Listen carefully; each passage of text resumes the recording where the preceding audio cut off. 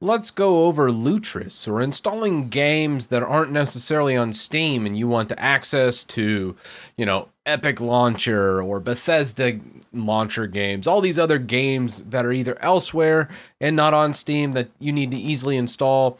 And we're going to be doing it on Mint. We're going to go ahead and set up everything that we need to do. On the past video, I go over all the dependencies and kind of getting performance and everything in check to where you have the best performance out of this, and also kind of making sure you don't have any dependency issues or anything like that.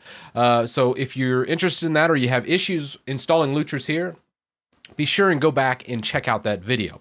But with that said, this should work just straight out of the box. Let's get into installing Lutris and get you playing whatever game you want on Linux.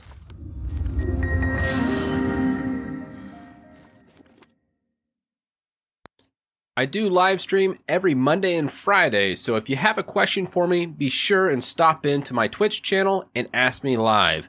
And if you'd like to check out these streams after the fact, you can always head over to Titus Tech Streams and check out my entire archive over there. All right, to start out with, it is very easy to install Lutris.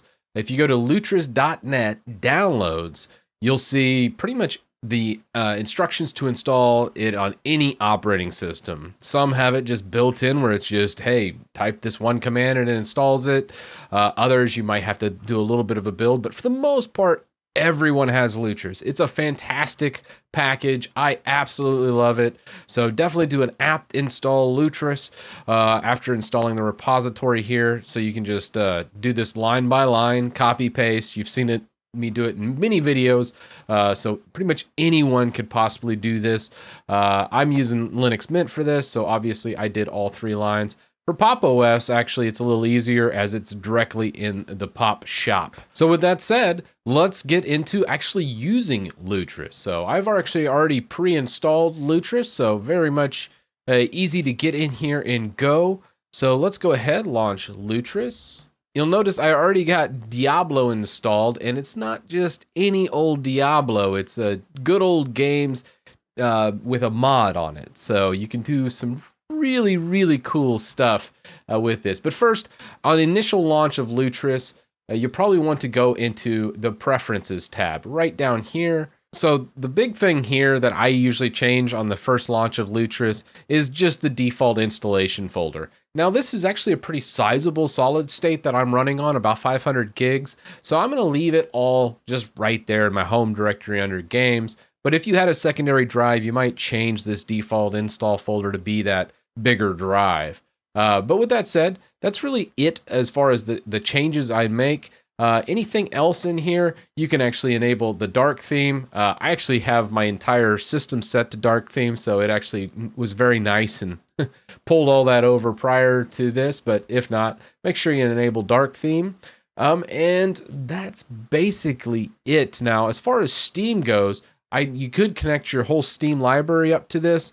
I'm not too keen on doing that, as I like actually being in Steam and launching those games directly instead of having to have it all in Lutris and then have kind of an interconnect to Steam. I'd much rather just play my Steam games in Steam, but I'll leave that up to you. Whether or not you want to connect Steam or not, that's entirely your business. Me personally, though, I like to just do non-Steam games in my Lutris. So how do you add these Lutris games? So if you go to lutris.net, you can do it. Now, I already did Diablo, and the whole reason I did Diablo was because it sets up everything for you. And I'll kind of show you what the install looks like. So in here, we have all these different ones. You have traditional with a CD and then an HD mod, which actually I have the HD mod on mine as well. But you'll notice GOG in front of it. That means good old games. That means you need a good old games account, which I happen to have, as I really love good old games. I support them because everything's DRM free. This means it's there forever. So once I download stuff from GOG, that is my game to keep forever, which is awesome. I don't need an activation server or something like that. So anything on GOG I can get, I usually do. And then when I'm picking out which one of the installs I need, look at when it was last published. A lot of times I like to pick whatever's been updated the less. And you'll notice this version right here. So if you guys actually want to see this, I'll actually go ahead and just delete this entire thing. Let's go ahead and remove it all, delete all the data, and let's reset it up so you can see everything I've done. So we'll go ahead and just click install. It'll say, do you want to open this application? Say open. It pulls it up in Lutris. We just simply click install, select the directory. It autofills that default directory that I went over in preferences. We click install, and then it simply goes out and downloads everything. So the really cool thing here is it downloads the mods from GitHub. It'll prompt you for a login on Good Old Games the very first time you sync it up. But then it remembers your ID and password just like it did here. So it auto signed into Good Old Games and started downloading the entire Diablo game, which is just bonkers to me that it can do all this. And then it goes and modifies and runs an entire script to install the mod on the back end. So what do I need to do? Literally, it's just click install and go. So let's sit here and wait for this to complete, and we'll launch into the game. All right, there we go.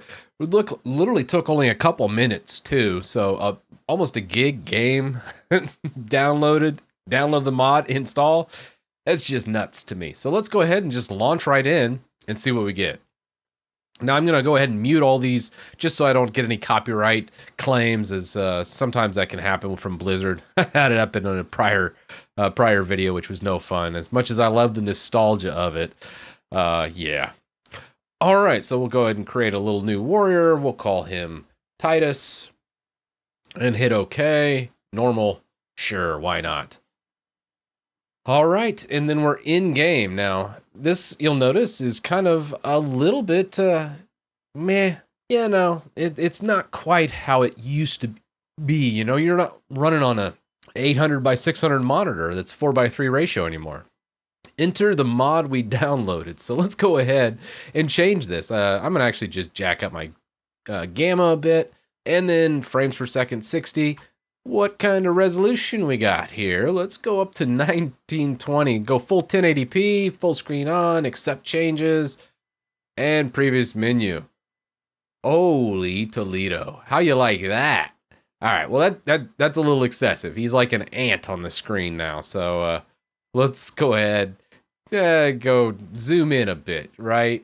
Yeah, that's more old school Diablo look and feel. That's what I'm talking about. So now we could actually go around. Oh, it's so great. So great. I absolutely love this game. Just kind of seeing the old school feel of Diablo before it all went crazy. Anyway, so yeah, this is a great example of gaming done right on Linux, to where this is actually a more pleasurable experience in Linux than it is on Windows. So Windows, when you're installing an old game from the 90s or heck, even the early 2000s, it can be a complete nightmare. Well, Lutris, because of its installation scripts, it's a more pleasurable experience on Linux on a non-Windows game. I mean, literally, this is not really meant for Linux. It's really meant for like older versions of Windows, and Linux does a better job emulating the older versions of Windows than the new Windows do, which is just kind of crazy to think about. But you can see this in newer games too, such as like Fallout 3 is probably a good one, where it runs better in an emulated environment, especially with the advances in DX9 or DirectX 9.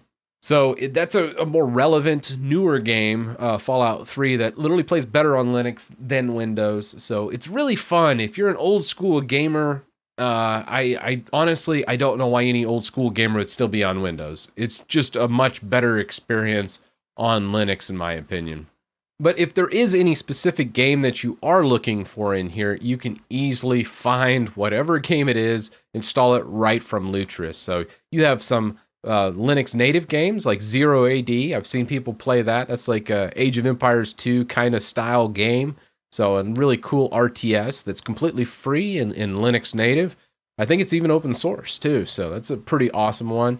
Let's go ahead and search for, I already did Diablo. Let's go ahead and pick something else. I know a lot of Blizzard games actually play really well through Wine.